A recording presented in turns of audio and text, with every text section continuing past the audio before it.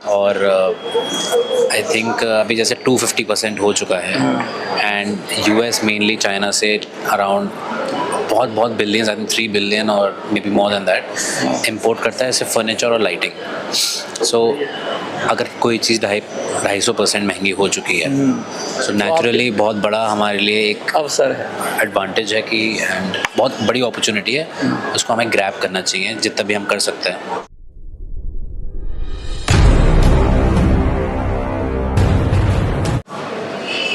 पूरी दुनिया में टैरिफ वॉर छिड़ चुका है। लगातार ट्रम्प टैरिफ की अनाउंसमेंट कर रहे हैं, उसमें चेंजेस भी कर रहे हैं और चाइना पर भी अभी उन्होंने नया टैरिफ इम्पोज किया है। अभी खबर आ रही है कि टैरिफ कई गुना बढ़ चुका है और ये वार कहाँ जाएगा। इंडियन एक्सपोर्टर्स हैं, वो क्या सोच रहे हैं। हमारे साथ नमित जी हैं, यंग हैं, एक्सपोर्टर हैं, पूरी दुनिया में इनका बिजनेस है और परिवार के साथ साथ काम करते हैं अपना। लेकिन आज ये जो आपदा है, इसमें क्या अवसर मिल सकता है। एक यंग माइंडसेट क्या कहता है कि इस चुनौती को, जो चुनौती है, इसको कैसे स्वीकार करेंगे और कैसे इसके अंदर इंडियन मार्केट को स्टैब्लिश करना है, इंडियन मार्केट को खड़ा करके रखना है।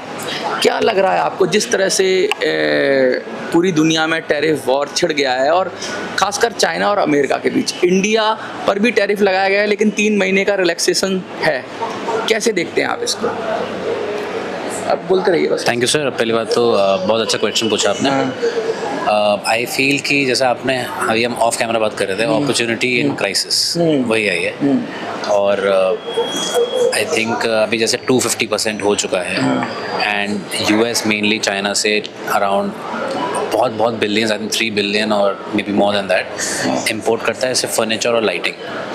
सो अगर कोई चीज़ 250% महंगी हो चुकी है सो नेचुरली बहुत बड़ा हमारे लिए एक अवसर है, एडवांटेज है कि एंड बहुत बड़ी अपॉर्चुनिटी है, उसको हमें ग्रैब करना चाहिए जितना भी हम कर सकते हैं। इंडिया के साथ ऐसा है कि 3 महीने का रिलैक्सेशन दिया है, तो उसका क्या लगता है कि भारत के साथ कुछ नेगोशिएशन के लिए कुछ विंडो है अमेरिका के पास? What do you think about this?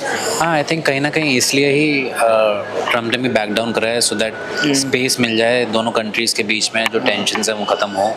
और आई थिंक जो हमारी यहाँ की डिप्लोमेटिक टीम है वो वहाँ पे यूएस में ऑलरेडी गई भी हुई है। मुझे पूरी उम्मीद है आपको कि भाई इंडिया इसमें कुछ ना कुछ बेस्ट टाइम जी। आप बेस्ट टाइम देख रहे हैं इसको? बहुत सारे एक्सपोर्टर कह रहे हैं कि भाई माल महंगा हो जाएगा। माल महंगा होगा तो वो तो कुछ टाइम तक सबको महंगा लगेगा। हाँ, फिर तो वही I mean level playing field तो वही हो जाएगी ना। तो मेरे हिसाब से तो आई थिंक बहुत बड़ी अपॉर्चुनिटी है। बहुत बड़ी अपॉर्चुनिटी है। लेकिन एक बात बताइए कि जिस तरह का ट्रम्प का रवैया है चाइना के खिलाफ या चाइना के लिए, क्या लग रहा है चाइना भी तो कमज़ोर नहीं है, तो वो भी तो कुछ ना कुछ करेगा। क्या लगता है आपको कि ट्रम्प झुक जाएंगे? ट्रम्प तो नहीं झुकने वाले। वो नहीं झुकते। अच्छा। बट क्लियरली बहुत आई मीन पुष्पा का एक डायलॉग है, झुकेगा नहीं। इगोइस्टिक हैं वो और नहीं झुकने वाले वो बिल्कुल कि जितना चाइना रिटेलिएट करेगा उतना ट्रम्प बढ़ाएगा। आज आप एक खबर बता रहे थे, वो क्या आपके पास जो लेटेस्ट अपडेट आई है जो टैरिफ के बारे में, वो क्या खबर थी? यही थी कि 250% हो चुका है अभी लेटेस्ट, बिकॉज चाइना ने डबल करा, फिर यूएस ने, ये होता रहेगा। तो फिर ये कहाँ जाएगा? इससे तो फिर एक दूसरे के अंदर एक्सपोर्ट ही बिल्कुल बंद हो जाएगा। ना अमेरिका कुछ भेज पाएगा ना चाइना कुछ भेज पाएगा, और चाइना और अमेरिका का इतना बड़ा जो कहते हैं ट्रेड होता है वो सारा कहाँ जाएगा? क्या भारत में आएगा? हमारा तो घर चल जाएगा भाई। घर चल जाएगा। अच्छा, बहुत देखिए अच्छी बात है कि दो कहते हैं ना कि बिल्लियों की लड़ाई में बंदर का फायदा होता है, ऐसा एक कहानी होती है। लेकिन हम उसको उस तरह से नहीं देखते। हम कहते हैं कि ये आपस में लड़ रहे हैं, इसमें कोई तो जीतेगा कोई हारेगा। कौन लगता है कि कौन प्लस में रहेगा या फिर दोनों ही नुकसान में रहेंगे? आई थिंक वॉर सर कभी भी किसी को फायदा तो देता नहीं है and at the end US also depended on China on a lot of things, China is also depended on US on a lot of things, but I mean both of them will somewhere lose.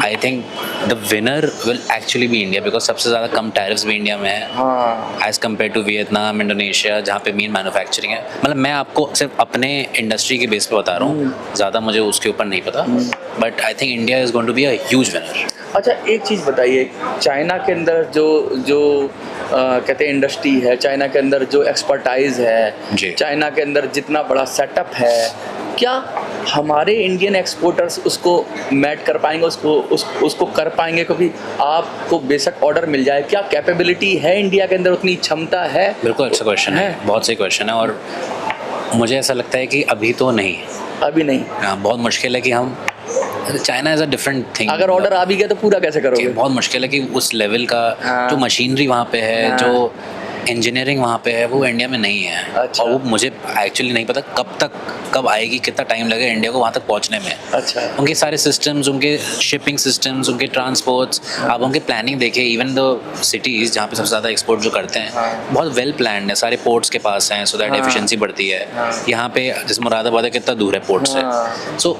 इतना वहाँ पे इतना technical systems इतना अच्छे हैं, तो वैसे भी वहाँ पे फैक्ट्रीज भी इतनी एफिशिएंट है। सो आई थिंक अब जैसे फॉर एग्जांपल फॉक्सकॉन है, जो एप्पल के फ़ोन्स बनाता है, वो अभी उत्तर प्रदेश में 300 एकर्स का बात चल रही है कि वो 300 एकड़ लैंड पे अपनी फैक्ट्रीज खोलेंगे। तो मतलब चाइना कंपनी इंडिया में आके ऑपरेट करेगी इंडिया से। अच्छा। सो दिस इज़ ऑल्सो, मेरे भी कुछ दोस्तों से बात हो रही थी कि बहुत सारे चाइना में जो लोग हैं, फर्नीचर जो बना रहे हैं, डेकोर बना रहे हैं, वो मे बी इंडियन लोगों के साथ पार्टनर करें और बिजनेस फिर यहाँ से हो together. Maybe it will take time ना, कि इतना आसान तो नहीं है कि सडनली एक जो कहते हैं ना टैरिफ तो तुरंत ही लग गया है जी। लेकिन जो अभी एकदम अवसर बन रहा है, अपॉर्चुनिटी बन रही है, उसको ग्रैब करने के लिए कहते हैं कि सब तरफ से पैसा बरस रहा हो लेकिन आपके पास पॉकेट ही ना हो रखने की, तो कैसे करेंगे? सही बात है। तो उसका क्या इलाज हो सकता है, या उसको कैसे कोप अप करेंगे? क्या आपको मतलब आपके दिमाग में क्या करना चाहिए? आप एज ए इंडिविजुअल, अगर आपका अभी प्रोडक्शन लाइन 500 का है सपोज करिए, तो आप क्या करते हैं? अगर आपको 1000 का ऑर्डर हो जाता है, 1000 पीसेस का, तो क्या करते हैं आप? सर पहली बात तो मैं सिचुएशन एसेस करूँगा कि कितने टाइम के लिए है, क्योंकि ट्रम्प बहुत मोड़ी आदमी है। हाँ। कल उसको बोल दो आप बहुत अच्छे हो तो वो पूरा टायर हटा भी देगा। अच्छा, मतलब तो उस पर बिलीव करना बहुत मुश्किल है। सो अनप्रेडिक्टेबल, बहुत अनप्रेडिक्टेबल है, टोटली मतलब उसके मूड पे है बंदा। हाँ, मूड के। तो अब let's see, in my opinion, अगर जब तक हमें फील ना हो कि ये परमानेंट है, हाँ। This is going to be a long time thing, हाँ, आपका इन्वेस्टमेंट हो देन वी जाए। Don't invest. हाँ, क्योंकि आप कहीं कोई बड़ी फैक्ट्री डालते हैं और फिर उसने टैरिफ हटा दिया, और फिर उसने टैरिफ हटा दिया, तो फिर आपका तो सारा इन्वेस्टमेंट जीरो हो गया। Correct. तो मतलब ये उपापोह की स्थिति है, जो डर की स्थिति है, या जो कहते हैं ना अनसर्टेनिटी की स्थिति है, तो ऐसा तो नहीं कि इंडिया इसमें अपॉर्चुनिटी ग्रैब ही ना कर पाए, क्योंकि हम भी डरे हुए हैं कि भाई ट्रम्प के मूड का भरोसा नहीं है। तो सर और कोई ऑप्शन नहीं है, और कोई ऑप्शन नहीं? कहाँ दुनिया के पास ऑप्शन ही नहीं है। अच्छा, वेयर एल्स विल दे गो? तो वो आदमी कभी भी कुछ भी कर सकता है।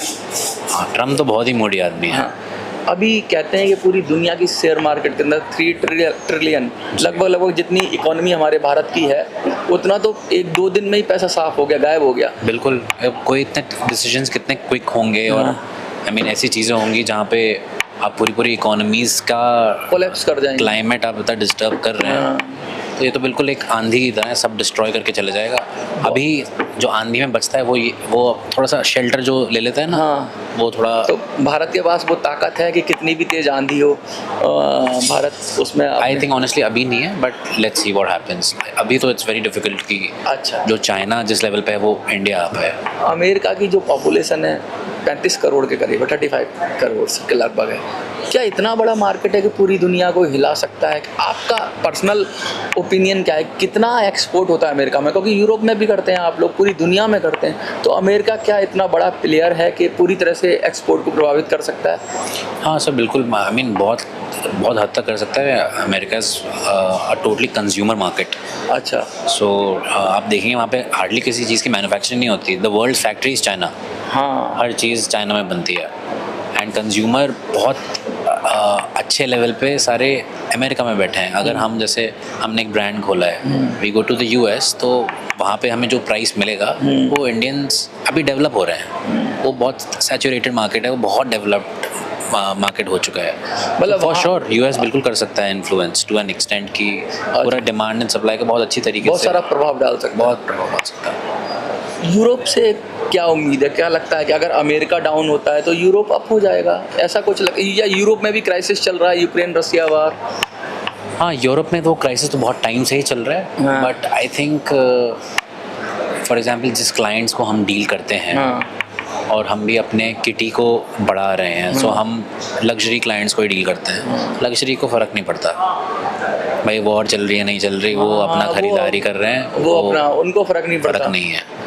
सो आई थिंक घर का जो सामान है ना कहीं एक जो हम करते हैं थोड़ा सा लग्जरी में आ जाता है, प्रीमियम में आ जाता है। सो इफ़ आपकी फैक्ट्री सॉर्टेड है, आपका इंटरनल प्रोसेस सॉर्टेड है, तो आपका बाहर का भी मतलब ज़्यादा दिक्कत परेशानी नहीं। देखिए जब वॉर होता है तो दिक्कत तो होगी, बट दिक्कत- आई फील कि इस मार्केट में जो लग्जरी मार्केट है उसको ज़्यादा दिक्कत नहीं होने वाली। एक चीज़ और, आपने कहा कि भाई ये जो क्राइसिस है इसमें अपॉर्चुनिटी है, तो अंत में हम क्या समझें कि भाई कितना, क्या एकदम हम लोग बूम कर जाएंगे या बहुत बड़ी अपॉर्चुनिटी आ रही है उसमें से थोड़ा सा ही हम लोग ले पाएंगे, थोड़ा सा ही, क्योंकि अगर आपका जो एग्जिस्टिंग कैपेबिलिटीज़ है उसी को आप थोड़ा सा और बढ़ाएंगे, अपनी ताकत को 10% 20% का ही हम बेनिफिट ले पाएंगे, क्योंकि नई, आपने कहा अनप्रेडिक्टेबल है ट्रम्प, तो नई चीज़ तो आप शुरू नहीं करेंगे, नया तो अभी हाल फिलहाल सारी सिचुएशन देखेंगे, तो क्या वेट एंड वॉच की सिचुएशन रहेगी या फिर आप कुछ डिसीजन लेंगे, कहते हैं ना कुछ रिस्क लेंगे, क्योंकि जहाँ रिस्क है वहीं इश्क है। जी बिल्कुल,